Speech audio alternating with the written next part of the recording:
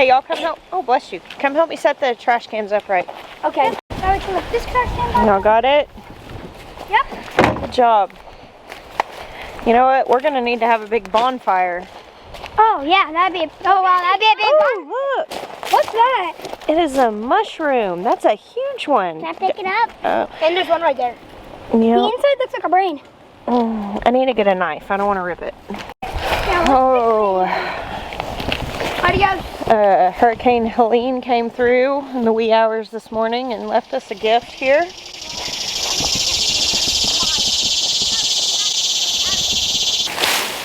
Maya came out a little while ago and cut just the branches that were pinning the zip line down because the kids wanted to come out here and play. And actually their tree house was remarkably unscathed in this. I posted a video early this morning. I wanted to get one up to kind of give you guys a update of where we were, but it's now later in the day. The kids think this is like the best day ever.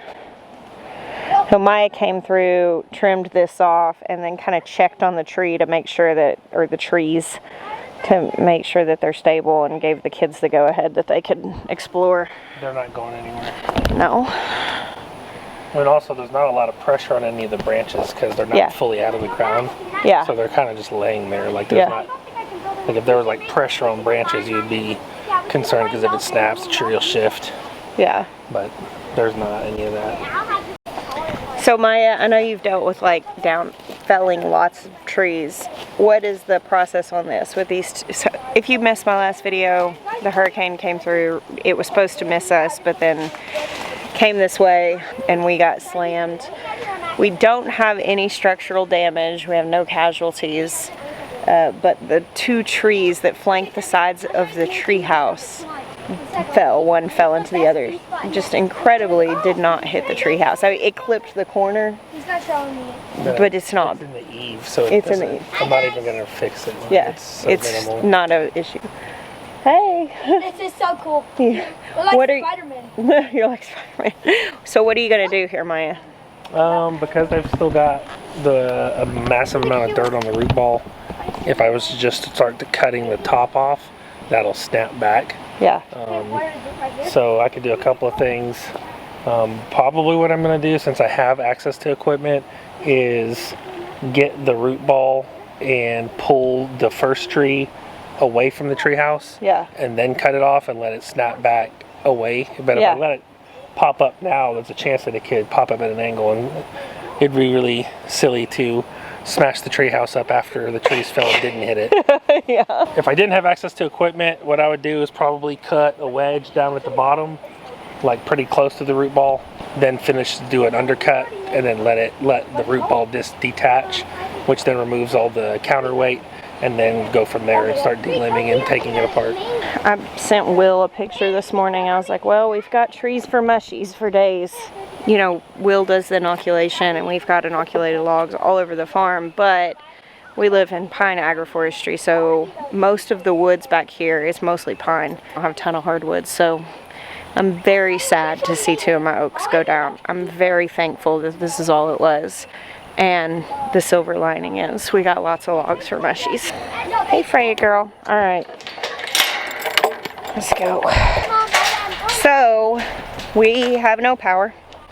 Our power company released a statement a little bit ago stating that 90% of their network is down and that we should be prepared that we may have no power for several days. That's not great, obviously. We are, I would say, pretty well prepared for emergencies like this. We have a generator for our freezers and our fridges. We can't run our whole house on it, and we currently don't have any water, which is not an immediate problem. All the troughs are full. We have some systems in place to have drinking water and stuff. And we downsized the cow herd, so they're not going to drink through that trough nearly as fast. Since we just downsized, we have significantly less animals. This simplifies things. That is kind of an issue, but not terribly so. Because of that, we downsized. We milk by a milking machine. The milking machine runs on electricity. So with the recent reconfiguration of some of our systems, we have 2 cows that have been in milk. Freya we've been drying off, and right now Helen is the only one that we have in milk, and she does have her calf on, and we left the calf on last night. He's still kind of a little guy. He's like less than a month old, or right at a month old. So he doesn't quite eat 4/4 worth of milk. Yeah, so he's not. Just gonna check and make sure.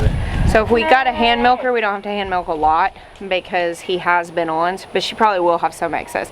You've been milking out what, like a gallon and a half or so? A gallon. On top of what he's been eating. So. Because I actually haven't even pulled him yet. Yeah. Just because of the way we're doing things now, like I haven't needed more than a gallon a day. Right. So there hasn't been any need to separate them. So. And Freya, she was due for milking yesterday, and I got nothing out of her. So she's pretty. So she's pretty much dried off. Like, I'll check her again in 3 or 4 days just to make sure there's nothing building up. But she literally had less than a cup. Right. And that was after two days of skipping. Right. I am going to go ahead and put Virgie in the milk stanchion, and we've been drying off the goats. But we'll get Helen in here and get her emptied out. I mean, a benefit is if we, have to hand milk for 7 days or several days or whatever. Dried off. I'm glad Freya's dried off. Because she's got some tiny teats. Yeah. So I was telling you guys recently that my girls were just showing no interest in breeding. Well, they have apparently all come into heat, and they don't want poor Wit. Now he's showing a lot of interest. They want Dusty, the little miniature Nubian. He is older than Wit, and that's why. So they've all been flirting at the fence, and Wit's been sneaking in there. I've seen him at least attempt to do the deed a few times today. I'm marking today down, though, because I assume that they'll all get covered in this heat. If they come back into heat in a few weeks, then I'll know that they didn't, but they're all in heat at the same time. So I've been drying the goats off for the last little bit, but she is the largest producer, and even though she's had very little feed, she's still producing a good bit of milk. So I've been milking her out every few days. She's the only one I'm having to. The others weren't producing a whole lot before I started drying them off. So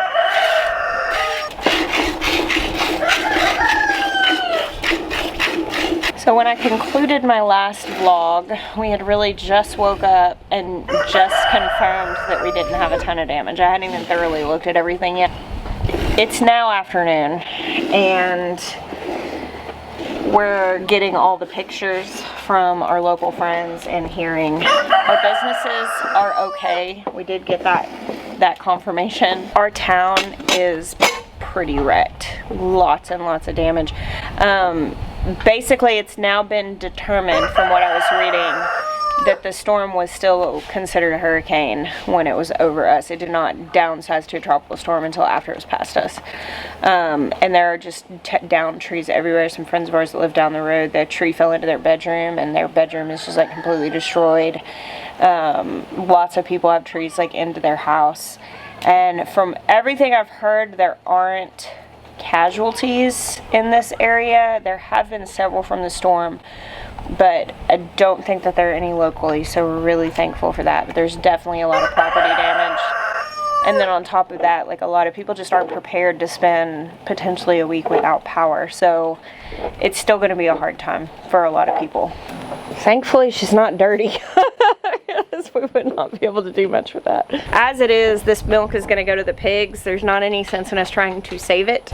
We don't have refrigeration right now. So I didn't bother like bringing out any of the water that we'd boiled to try to wash or sterilize anything. Like we're all feeding this to the animals anyway. I actually have like 3 or 4 gallons of milk in the fridge, and we've got a generator, but we can't generate the one, we can't run the one out here in the barn. So I'm gonna carry that in, try to keep it cool, and if I don't have enough space, I'm gonna experiment with some clabber cheeses. I haven't hand milked a cow in a little while. Helen is actually the reason we had originally got a milk machine, because when we got her, she was on her 2nd lactation,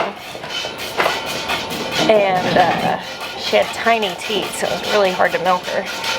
But she's on her 4th lactation now, and it's definitely a lot easier. The calf definitely, thank you. It's usually the back Okay. too, though. Yeah. Olive oil. It'll make it a lot easier. It's really way easier than she used to be to milk. So Jackson called me. Of course, he's at his dorm at USC, and they did not. The school lost power in some buildings, so classes are closed, but classes are canceled. But he did not lose power, so he called me, and I was like, yeah, I was kind of catching him up. He's like, Mom. He's like, you get to use all your skills. So what you prepare for? I'm like, you're right.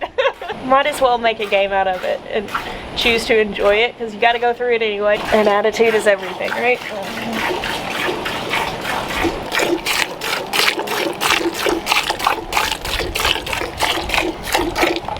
I'm taking all these pails up. I'll show y'all what we're doing for water right now. You can hear the chorus of chainsaws in the distance. It sounds like all the neighboring properties are all getting out, probably unlocking their own driveways or clearing the roads.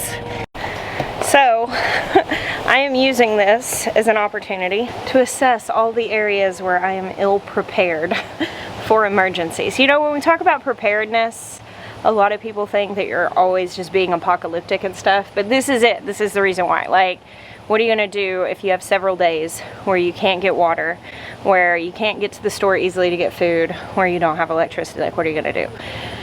This is it. This is what we prepare for. Jackson's right. That said, I am using this opportunity to see the holes in my own plan. And one of the things I've known we needed to address more was water. And you know, we have ponds, so it's not like a dire situation, but it's not great. We do have a well. The pump runs on power, so right now we're without our well pump, which means we don't have the pressure for water all over the place. Now all the troughs are full, as mentioned, because we just got a ton of rain. We don't have as many animals as we used to, so it's not as emergency. We do have ponds that we can open up to if we need to. We have these IBC totes.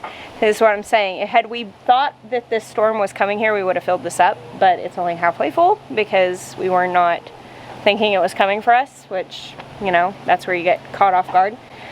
But that's well water, but it's not filtered. You know, it's well water that's in there. Got a little greenish tint to it. Can't drink it like that. Actually, this is interesting. So we have been working on a project that we haven't told you guys about. A friend of ours has run a non-profit for a while, producing water filters that they send to third world countries that don't have clean water. And this is one of the, I guess, prototype things. They've been working on some new designs, and we've been talking with them about partnering with them and making filters available for people to purchase. And basically when you purchase one goes there. They've been in transition, so it's not available right now by any means, but I'm getting to test out the product under a real need right now. So this is actually rainwater, and then under here you can see it's nice and clean. Having gone through that filter, it's visibly different, but these have been heavily tested, so I feel okay drinking that. And then I've got another water filter in the house that I've been toting water in and putting it through. So it was we had a moment this morning where I was like, I am very ill prepared for this. I should have thought this through a little bit more. Like, I knew I had emergency things in place, but like, we didn't have much water this morning other than literally what was in our water bottles. So I'm gonna be addressing that for sure. And now we're back to the point of being like, okay, the other thing we did is set up this propane rocket stove burner thing.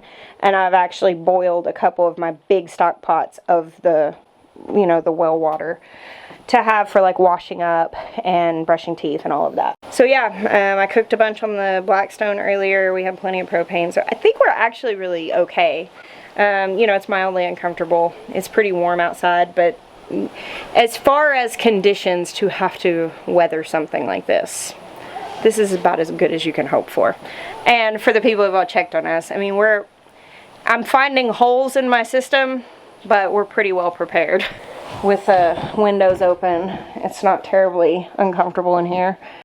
Maya brought in, he has like a battery power station that he brought in so we can keep our phones charged.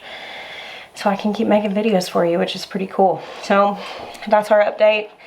That's what's going on around here. It appears that we are past any threat of like spin-off tornadoes or anything like that. I know that's often a threat after a hurricane or tropical storm comes through inland, but I think we're in the clear. And now we get to use our skills and do what we prepared for. Thank you guys for hanging out with me today. I'll keep you posted. God bless you. Until next time.